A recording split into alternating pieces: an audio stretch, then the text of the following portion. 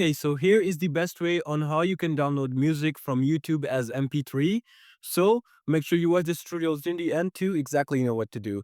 First up, just simply open up your web browser and you just need to go to YouTube right over here. And I'm on YouTube. What you need to do right over here is just simply go to your profile right over here. Once you're inside of your profile and you click on it, you'll see some options, but you just need to press on this YouTube Studio option. You just need to press on it.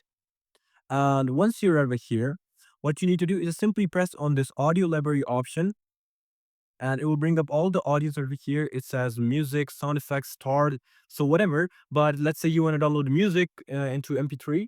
Now you can just listen to the music and you can just play audio track. And after that, you have to press on this download if you want to download it. So let's say I'm just going to press this download button. And here, as you can see, it's downloading and it says MP3.